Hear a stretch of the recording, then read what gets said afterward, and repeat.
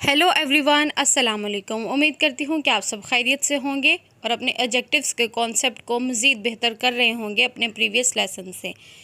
आज के लेसन में हमने एडजेक्टिव्स की कैटेगरीज़ को पढ़ेंगे, क्योंकि इंग्लिश ग्रामर और इंग्लिश सेंटेंसेस में कुछ टेक्निकलिटीज़ बहुत अहमियत के हामिल होती हैं और उनके बगैर एक जुमला इनकम्प्लीट समझा जाता है। अगर वो आप किसी अपने ऑफिशियल एग्ज़ाम के लिए आप उसको क्वालिफ़ाई करना चाह रहे हों या फिर आप अपने किसी भी स्पेशलिस्ट एग्ज़ाम या स्टडीज़ में उसको इस्तेमाल करें।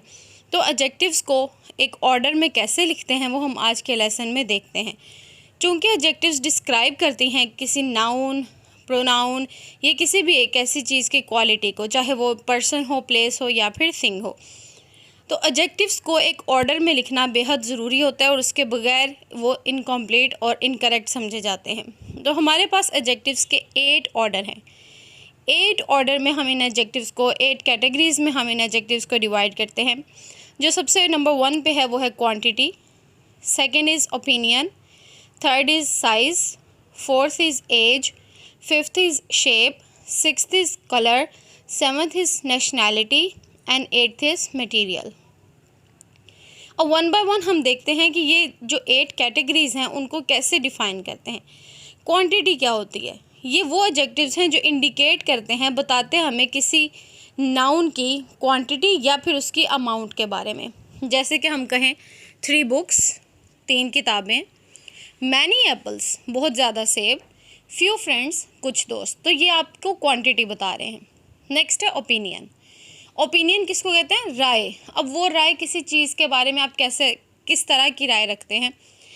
An opinion adjective is an adjective that expresses a subjective opinion or judgment about a noun। किसी शख्स, जगह या चीज़ के बारे में आपकी जजमेंट, आपकी राय क्या है। जैसे कि द पिज़्ज़ा वॉज डिलीशियस, यहाँ पर डिलीशियस क्या है? आपकी ओपिनियन है। किसी के लिए वो डिलीशियस नहीं भी हो सकता। The lecture was so boring, lecture बहुत बोरिंग था।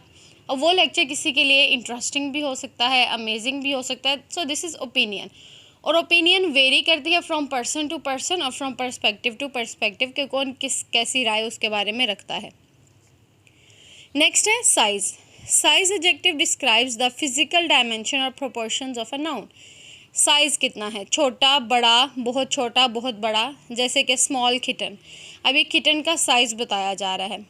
लार्ज हैट, हैट क्या है? लार्ज। टाइनी पेबल्स, छोटे छोटे कंकर वगैरह वगैरह। एज, एज एडजेक्टिव्स क्या इंडिकेट करेंगे कि नाउन की कितनी एज है। हाउ ओल्ड समवन और something is. Information about the age of a person, object और एनिमल। किसी भी शख्स, जगह या चीज़ या जानवर की उम्र के बारे में बताएं। The young girl, new phone, elderly couple, teenage musician. तो ये सारे क्या हैं? यंग, न्यू, एल्डरली, टीनेज, ये उम्र के बारे में हमें बता रहे हैं। नेक्स्ट है shape. Shape adjectives describe the form, structure और आउटलाइन ऑफ अ नाउन। कि एक नाउन है, एक चीज़ है आपके पास, वो किस शेप की है। जैसे कि राउंड प्लेट, गोल plate, square foundation, oval frame, triangular pieces. तो ये सारी क्या हैं? राउंड, स्क्वायर, ओवल, ट्रायंगुलर, ये सारी शेप्स हैं। नेक्स्ट है हमारे पास colour adjective. Colour adjective describe the visual hue और शेड ऑफ अ नाउन्स। किसी शख्स, जगह या चीज़ के रंग को जो जाहिर करें वो कलर एडजेक्टिव्स हैं। जैसे कि red dress, purple curtains, black fur वगैरह वगैरह। तो यहाँ पर रेड, पर्पल, ब्लैक, ये हमने एडजेक्टिव, कलर एडजेक्टिव यूज़ किए हैं उस नाउन को डिफ़ाइन करने के लिए। नेक्स्ट है nationality. Nationality adjectives are used to describe the country और nationality of a person, thing और कॉन्सेप्ट। किसी की मुल्कियत, वो किस मुल्क से बिलोंग करता है उसको बताने के लिए। जैसे कि Japanese pen, French chef, American city, Italian paintings. तो ये क्या है? पेंटिंग किस मुल्क की है? इटालियन। पेन किसका है? जापानी। शेफ़, बावर्ची कौन सा है? फ्रेंच। तो ये उसकी नेशनैलिटी, उसकी बिलोंगिंग, कि वो किस मुल्क से ताल्लुक़ रखता है, किस मुल्क से वाबस्ता, उसके बारे में बताएंगे। मटीरियल एडजेक्टिव्स कौन से हैं? वो adjectives that describe the composition और material from which an object is made. कि वो ऑब्जेक्ट, वो नाउन किस मटेरियल का बना हुआ है, वो मटेरियल एडजेक्टिव होंगे। जैसे कि wooden table, leather sofa, cotton clothing, metallic exterior. Table अब क्या है, वुडन है, तो ये वुडन उस नाउन के बारे में हमें बता रहा है, उसका मटेरियल के बारे में। लेदर सोफ़ा, इसमें लेदर, कॉटन, मेटेलिक, ये क्या है, सारे मटेरियल एडजेक्टिव्स हैं। अब ये ऑर्डर ऑफ एडजेक्टिव्स, ये जो साइड पे आप 1 से 8 तक देख रहे हैं, जब आप एक सेंटेंस में इस्तेमाल कर रहे हैं तो आपने इस ऑर्डर से इस्तेमाल करना है। यहाँ पर हम कुछ जुमले हैं, ये 4 हमारे पास एक्सरसाइज के लिए कुछ क्वेश्चंस हैं। इनमें हम क्या देखेंगे कि 1 बाय 1 कैसे एडजेक्टिव इस्तेमाल किए गए हैं। तो सबसे पहला देखें, ही फाउंड 3 लेदर ब्यूटीफुल वॉलेट्स। अब यहाँ पर कौन कौन से एडजेक्टिव इस्तेमाल हुए हैं। एक तो 3 जो किसको जाहिर कर रहा है, क्वांटिटी को, नंबर को। लेदर, लेदर क्या है, मटेरियल। ब्यूटीफुल, अब ये ओपिनियन। अब यहाँ पर हमारे पास 3 एडजेक्टिव्स हैं। अब इन एडजेक्टिव्स को हमने ये जो हमारे पास ऑर्डर है इसके मुताबिक हमने इस्तेमाल करना है। इस ऑर्डर के मुताबिक हमने इनको अरेंज करना है। आप देखें कि क्या ये ठीक से अरेंज है या नहीं। नेक्स्ट है, she wore a French red silk scarf. Again इसमें 4 एडजेक्टिव्स इस्तेमाल हुए हैं, उनको देखें आप कि क्या वो अपने ऑर्डर के मुताबिक हैं या नहीं। I bought a new brown comfortable chair. We visited a triangular old beautiful white French castle. तो अब इन सब में देखें कि क्या तमाम तर एडजेक्टिव जो एक सेंटेंस में इस्तेमाल किए गए हैं वो इसी ऑर्डर पे हैं या नहीं। और ऑर्डर क्या है, सबसे पहले क्वांटिटी आएगी, फिर ओपिनियन, फिर साइज़, फिर एज, फिर शेप, कलर, नेशनैलिटी और एंड पे मटेरियल। तो चलें देखते हैं हम अपने आंसर्स में कि ये कैसे प्लेस करेंगे। अब हमारे पास क्वेश्चन था, ही फाउंड 3 लेदर ब्यूटीफुल वॉलेट्स।